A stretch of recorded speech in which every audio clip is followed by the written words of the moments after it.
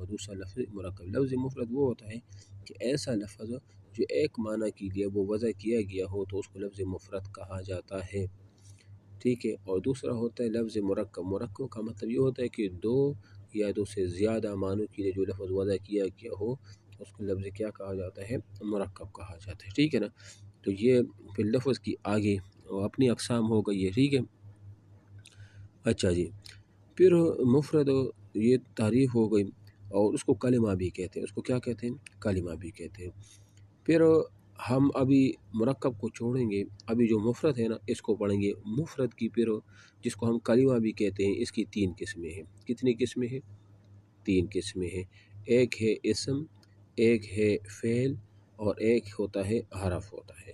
اسم کا کیا معنی ہے؟ فعل کا کیا معنی ہے؟ حرف کا کیا معنی ہے؟ دیکھو اسم کا معنی میں آپ کو بتا دوں، تعریف جو ہے نا، اگر آپ سے پوچھا جائے کہ اسم کی تعریف کرے، فعل کی تعریف کرے یا حرف کی تعریف کرے، یہ تین ہے۔ تو دیکھو اسم کی تعریف یہ ہے کہ اسم یہ وہ کلمہ ہے جو ایک معنی پر دلالت کرے اور وہ تین زمانوں میں کسی ایک زمانے کے ساتھ اس کا اقتران نہ پایا جائے، یعنی کسی زمانے کے ساتھ کا تعلق نہ پایا جائے۔ دیکھو اب میں مثال آپ کو دیتا ہوں، جیسے رجل ہے، آدمی ہے، یا مثال کے طور پر حسن ہے، یا جاوید ہے، یا احمد ہے، عائشہ ہے، یہ نام ہے۔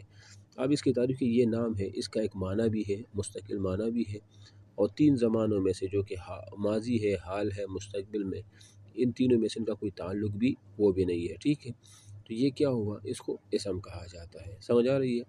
دوسرا جو ہے نا وہ فعل ہے۔ فعل کی تعریف یہ ہے، اگر آپ سے وہاں فعل کی تعریف پوچھی جائے تو فعل کی تعریف یہ ہے کہ فعل وہ کلمہ ہے جو اپنے معنی پر خود دلالت بھی کرے، یعنی اس کا ایک معنی ہو، خود اپنا معنی بھی بتائے، اور تین زمانوں میں سے ایک زمانے کے ساتھ ان کا تعلق بھی پایا جائے تو اس کو کیا کہا جائے گا؟ فعل کہا جائے گا، ٹھیک ہے نا۔ جیسے مثال میں کہہ دوں، ضربا اس نے مارا، قاما وہ کھڑا ہوا، جلسا وہ بیٹھ گیا۔ اب دیکھو جلسا وہ بیٹھا، وہ بیٹھا، تو یہاں پر جلسا وہ بیٹھا اس کا معنی بھی ہے اور جلسا بیٹھا، تعلق میں تین زمانوں میں سے ایک زمانے کے ساتھ تعلق بھی ہے، وہ جلسا وہ بیٹھا، مطلب زمانہ ماضی سے اس کا وہ کیا ہے؟ وہ تعلق ہے، ٹھیک ہے۔ تو یا مثال میں کہہ دوں یجلس ہو وہ بیٹھتا ہے یا بیٹھے گا۔ اب یجلس ہو ایک کلمہ ہے، فعل ہے، اور تین زمانوں میں سے حال کے ساتھ بھی تعلق ہے اگر ہم حال کا معنی لیں، اور مستقبل کے ساتھ بھی اگر ہم مستقبل کا معنی سے لے لیں تو یہ کیا ہو؟ یہ فعل ہو گیا، ٹھیک ہے۔ اس کے بعد تیسری نمبر پر آ جاتا ہے حرف۔ حرف کیسے کہا جاتا ہے؟ حرف یہ بھی کلمہ ہے، یہ بھی کیا ہے؟ لفظ ہے، ایک کلمہ ہے، لیکن یہ اپنے معنی پر خود جو ہے نا وہ کیا؟ وہ دلالت وہ نہیں کرتا جب تک اس کے ساتھ کوئی اسم یا فعل نہ ملایا جائے تو یہ کام نہیں کرتا۔ بس یہ ایک ایسا ہے، مثال کے طور پر میں کہوں جیسے لفظ الہ، لفظ من، لفظ علا، یہ کیا ہے؟ یہ حروف ہے۔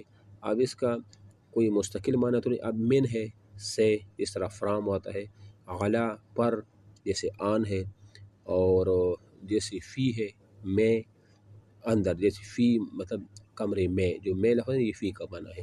تو اب دیکھو یہ اگر الگ الگ ذکر کیا جائے نا تو اس کا کوئی فائدہ نہیں۔ اگر آپ کسی کو کہتے ہیں علا پر تو کیا کسی کو کچھ سمجھ نہیں آئے گا، لیکن اس کا یہ فائدہ ہوتا ہے کہ یہ دو اسموں کے درمیان یا ایک اسم اور فعل کے درمیان ربط کا کام کرتا ہے۔ مثال کے طور پر میں کہہ دوں نا کہ سرت من البصرۃ الی الکوفۃ، یا سرت من پشاور الی نوشہرہ، میں نے پشاور سے نوشہرہ کا سفر کیا۔ تو دیکھو سرت من المن استعمال ہوا ہے، یعنی اس نے نوشہرہ کو پشاور میں ربط کرنے کا کام کیا وہ کر دیا، ابتدا کے لیے آ جاتا ہے من۔ اور الہ یہ بھی حرف ہے، اکیلے اس کا کوئی مطلب نہیں ہوتا، لیکن چونکہ جب دو اسموں یا ایک اسم اور فعل کے درمیان واقع ہو جائے تو اس کو وہ جوڑ لیتا۔ اب یہاں آپ سرت من پشاور الی نوشہرہ، یہاں سے آپ من یا الہ ہٹا دو تو آپ کا پورا جملہ بے معنی رہے گا۔ تو اس کا اتنا کام ہے۔ اس کا یہ جو حروف ہے نا اس کا کام ایسا ہوتا ہے جیسے آٹے میں نمک ہوتا ہے، آٹے میں نمک ہوتا ہے، یا حلوہ میں چینی ہوتا ہے۔ حلوہ تو ویسے میٹھی چیز کا نام ہے، لیکن آپ اس سے وہ چیز نکال دو نا، چینی نکال دو، یا اس میں سے وہ آٹے میں سے، روٹی میں سے آپ نمک نکال تو بے ذائقہ رہتا ہے۔ تو حرف کا بھی وہ یہی کام ہوتا ہے۔ آج چونکہ اس کتاب کی ابتدا تھی تو ہم نے اس کو تھوڑا سا یہ پڑھ لیا، ابتدائی کلمات تھے، ہم نے اس علم کی تعریف پڑھی، ٹھیک ہے، ہم نے اس علم النحو کا موضوع پڑھ لیا، اور ہم نے علم النحو کا غرض و غایہ وہ پڑھ لیا، پھر ہم نے آگے اس کا موضوع جو کلمہ کلام ہے، کلمہ پھر ہم نے اس کی تعریف پڑھی، پھر مفرد کی تعریف، پھر مرکب کی تعریف، پھر مفرد کلمہ کی 3 قسمیں، اسم ہے، فعل ہے، حرف ہے، ان ساروں کی تعریفات اور ان کی امثال بھی پڑھی۔ انشاءاللہ پھر کل سے آگے یہاں سے پڑھیں گے، آج پہلا دن تھا اس لیے اتنا ہی جو ہے نا وہ آج کافی ہے، ٹھیک ہے۔ اور باقی دوپہر میں جو ہماری کلاس ہوگی، جو آج انہوں نے کتاب PDF میں بنائی ہے نا، تاریخی اصول فقہ اسلامی، تو یہ چونکہ BS اور MS اسلامیات کی اپنا کتاب ہے، سلیبس کا ہے، اس کو ہم انشاءاللہ وہ پڑھیں گے، ٹھیک ہے نا۔ اوکے، یہ ریکارڈنگ میں سینڈ کر دیں۔